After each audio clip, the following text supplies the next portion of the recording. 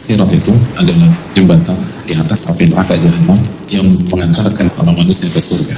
Dan sirat itu lebih tipis daripada rambut, lebih tajam daripada pedang. Bahkan sebagian ulama mengatakan itu bisa melukai kaki seseorang, bahkan bisa membelah telapak kaki di keterangan para ulama. Lalu bagaimana kondisi Anda jika salah satu kaki Anda diletakkan di atas sirat tersebut, lalu Anda benar-benar merasakan tajamnya jembatan tersebut? Dan ketika Anda shock betapa tajamnya sirat tersebut, maka Anda menjadi begitu ragu melangkahkan kaki Anda yang berikutnya. Tapi ada pilihan. Itu sirat tidak diam, tapi ke kanan, ke kiri, ke kanan, kiri. Lalu pandangan Anda tertuju ke bawah. Lalu Anda melihat neraka Jahannam. Lalu telinga Anda mendengar betapa menggegarnya suara-suara dari neraka Jahannam tersebut. Dan suara yang tidak pernah kita dengar sebelumnya. Suara yang paling horor yang pernah kita dengar. Dan pada saat itu, kondisi Anda lemah. Hati Anda bergoncang, kaki gemetar, keras sekali untuk dibawa melangkah. Dan pada saat itu ada satu perintah, berjalanlah melewati sirat. Yauma taral mu'minin wal mu'minat yas'a nuruhum baina aydihim wa bi'aymanihim. Di hari engkau melihat orang-orang beriman yang laki-laki maupun wanita, cahaya mereka bersinar di hadapan dan di sebelah kanan mereka.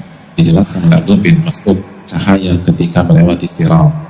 Mereka melewati dan melalui sirat sesuai dengan amal ibadah mereka.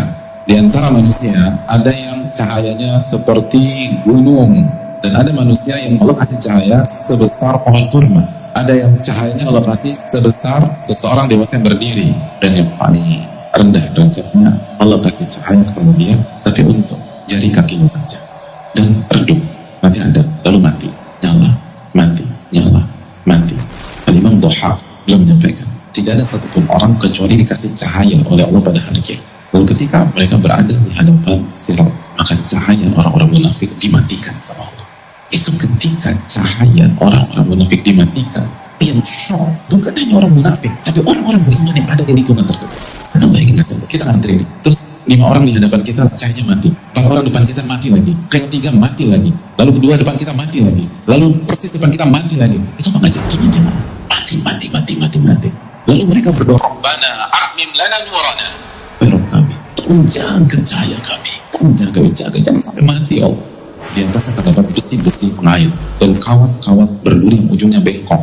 Dalam riwayat, fungsi dari kawat berduri lalu besi-besi pengait itu untuk menyerang manusia yang melewati sirat itu. Ada yang diambil oleh malaikat penjaga neraka, dan Anda saksikan itu dengan kedua mata Anda. Lalu di depan kita satu jatuh, lalu cahaya mati. Ada yang terluka tapi selamat, ada yang sempat terpleset tapi selamat, dan ada yang terjun di dalam api neraka Jahannam. Nabi SAW mengatakan, dan yang pertama-tama dari kalian yang melintasinya seperti kecepatan kilat. Dan yang pertama kali Rasulullah SAW. Lalu yang berikutnya itu secepat hembusan angin, lalu seperti kecepatan burung, lalu dalam keterangan yang lain seperti kecepatan kuda, orang lari. Sampai ada seseorang tidak mampu berjalan kecuali dengan merangkak. Ini menunjukkan bahwa kecepatan manusia pada saat melewati sirat itu sesuai dengan kecepatan mereka dalam menyambut dan melaksanakan perintah-perintah Allah di dunia. Kecepatan kita dalam mengakui kesalahan kita, kecepatan kita dalam menerima kekhilafan, lalu beristighfar, bertobat.